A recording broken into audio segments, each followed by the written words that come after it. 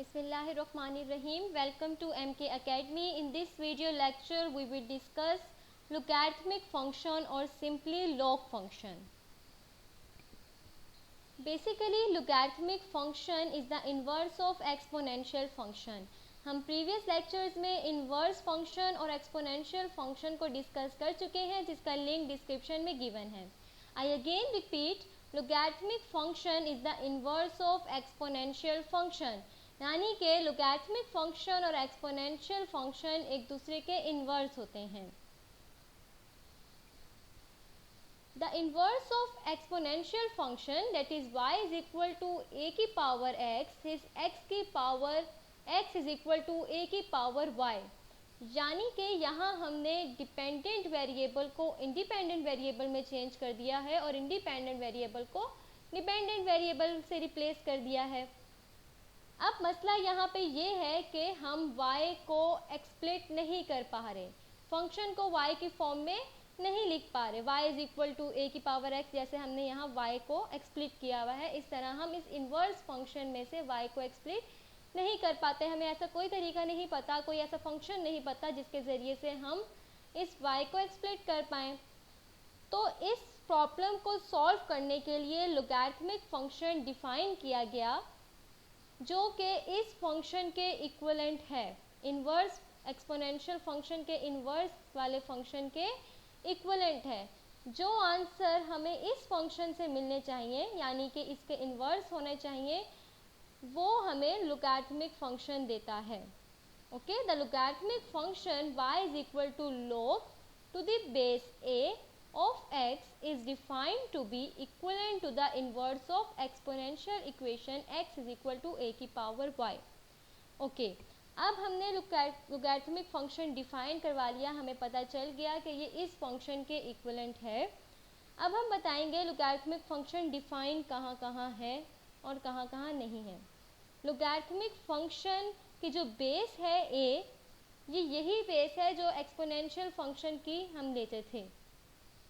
Okay, ये base उस वक्त फंक्शन उस वक्त डिफाइन होगा जब जो हमारी बेस है या ग्रेटर देन 0 हो या फिर नॉट इक्वल टू 1 हो, यानी कि 0 से 1 तक और 1 से इन्फिनिटी के ओपन इंटरवल में ये हमारा लोगैरिथमिक फंक्शन डिफाइन होगा. ओके, आपको पता है कि logarithmic function is the inverse of exponential function. Inverse function के टॉपिक में हमने देखा था कि जब हम किसी फंक्शन के इन्वर्स का ग्राफ बनाते हैं तो वो y is equal to x के ग्राफ से रिफ्लेक्ट हो जाता है. यानी कि अगर हमें a की पावर x यानी कि एक्सपोनेंशियल फंक्शन के ग्राफ से log वाले फंक्शन का ग्राफ बनाना है तो हम उसको y is equal to x line के अबाउट रिफ्लेक्ट कर देंगे. ओके, इसी तरह हमें पता है कि जब दो फंक्शन एक दूसरे का इन्वर्स होते हैं तो उनका जो कंपोजिशन होता है वो x के इक्वल आता है. यहाँ आप देखें log और a की पावर x को कंपोज किया तो x के इक्वल आया, यानी a और log बेस a और a कैंसिल कर देंगे एक दूसरे को. इसी तरह यहाँ पे a और log a एक दूसरे को कैंसिल कर रहे हैं और हमें x एज अ रिजल्टेंट मिल रहा है. ओके, एक और चीज़ देखिए, domain and range. Exponential function की पता है हमें डोमेन क्या है, माइनस इन्फिनिटी से इन्फिनिटी यानी कि तमाम रियल नंबर्स, जबकि इसकी रेंज जो फंक्शन की डोमेन होती है वो इन्वर्स की रेंज बन जाती है.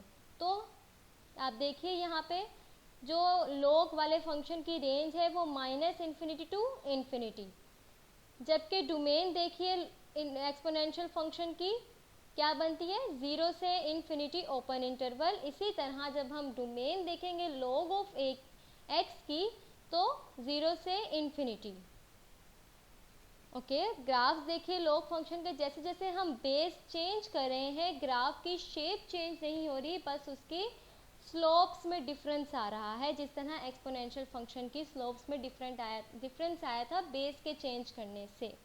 ओके, यहाँ पे भी आप देखिए जब हमने log की बेस 2 ऑफ x का ग्राफ बनाया तो हमें दिस येलो वाला ग्राफ मिला है, जो कि यहाँ ग्रेटर है, जिसकी स्लोप यहाँ कम है, लेकिन जैसे जैसे हम बेस का बढ़ाते जाएंगे, बेस ग्रेटर लेते जाएंगे, उसकी स्लोप हमें कम मिलती जाएगी। ओके, स्लोप कम होती जा रही है। और जबकि 0 से 1 तक के हिस्से में आप देखिए स्लोप जो है वो ग्रेटर होती जा रही है जैसे जैसे हम बेस बढ़ा रहे हैं।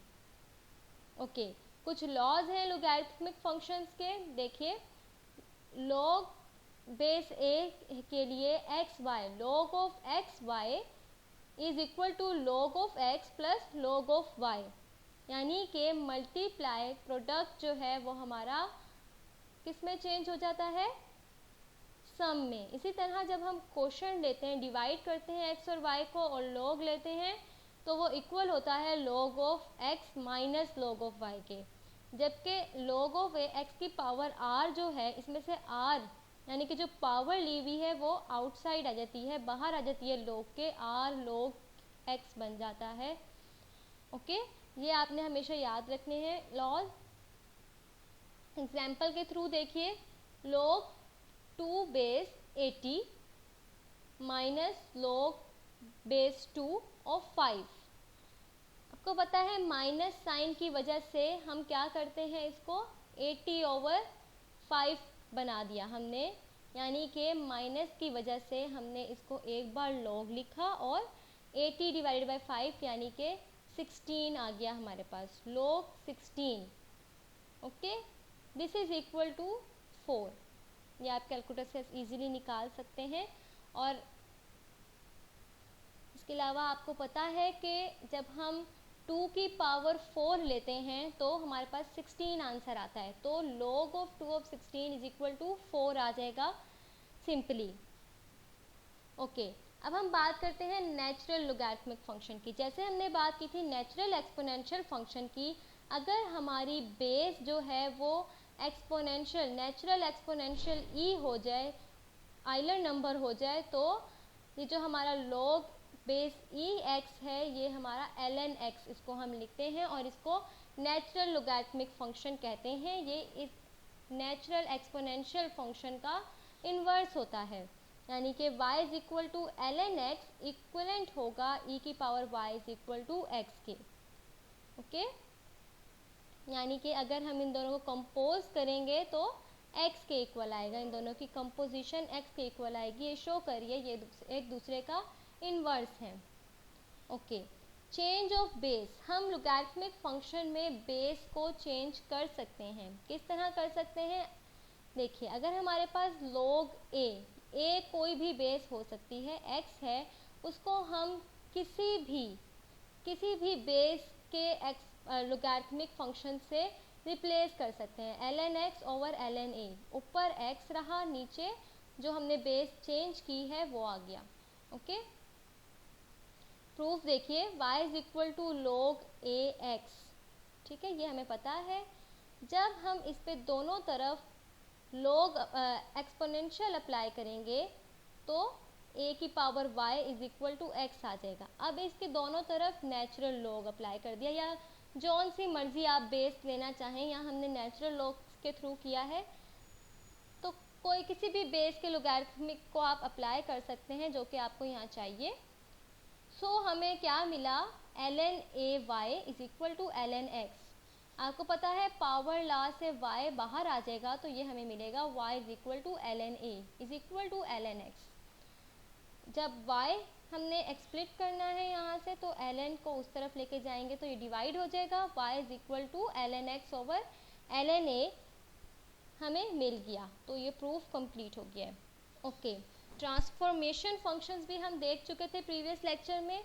देखिए, अगर हमें y is equal to ln x minus 2 minus 1 का ग्राफ ड्रॉ करना है, तो सबसे पहले हम y is equal to ln x का ग्राफ ड्रॉ करेंगे। ओके, तो ये हमें मिलेगा। आपको एक बात पता है कि ln x या जौन सा मर्जी लॉगरिथमिक फंक्शन हो, जौन सी बेस हो उसकी, जौन सी भी बेस हो, उसके लिए वो लाजमी है 1 पॉइंट से ज़रूर पास करेगा, जिस तरह एक्सपोनेंशियल फंक्शन 0 1 पॉइंट से पास करता था। ओके, ये हमने ln x का ग्राफ बना लिया है। अब ln x माइनस 2 यानी कि हमें शिफ्ट देना है राइट पे 2 यूनिट्स। तो हमने 2 यूनिट्स फंक्शन को, इस ln x के ग्राफ को 2 यूनिट्स राइट शिफ्ट दे दिया है, यानी कि 2 यूनिट्स राइट कर दिया है इसको। ओके, ये वाला पॉइंट अब हमारा 3 0 बन गया है, 1 + 3।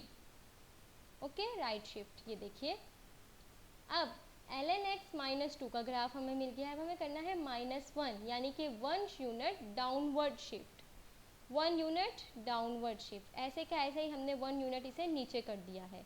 ये हमारा ग्राफ बन गया है y = ln x माइनस 2 -1 का। लोगैरिथमिक फंक्शन की बहुत ज़्यादा हमें एप्लीकेशन भी देखने को मिलती हैं। जब हम अर्थक्वेक्स की बात करते हैं तो आपने नॉर्मली सुना होगा कि 5, 6, 7 मैग्नीट्यूड का अर्थक्वेक आया है। एक्चुअली लोगैरिथमिक फंक्शन क्या करता है कि जैसे 1000 है उसको 3 में कन्वर्ट कर देता है, 1000 के बजाय हम कहेंगे 3। इसी तरह 5 से जब 6 होता है अर्थक्वेक का मैग्नीट्यूड तो वो 10 टाइम्स ज़्यादा हो जाता है। आप उसको देखें, जब हम कहते हैं कि 5 एक माइनर अर्थक्वेक होता है, हमें माइनर फील होता है, लेकिन जब 7 का अर्थक्वेक आता है तो वो माइनर नहीं होता बल्कि बहुत ख़तरनाक होता है। तो उसमें 1000 टाइम्स इंक्रीज़ हो चुका होता है, क्योंकि वो अर्थक्वेक की मैग्नीट्यूड एक्चुअली 2 इंक्रीज़ नहीं हुआ, नंबर आप देखें 2 इंक्रीज़ हुआ है विच इज़ वेरी स्मॉल, लेकिन उसका मैग्नीट्यूड 1000 टाइम इंक्रीज़ हो गया है, सॉरी 100 टाइम्स, क्योंकि 2 इंक्रीज़ हुआ है तो 100 times. Okay, if you have any Curie you can ask in the comment section below. Thank you. Like, share and subscribe our channel.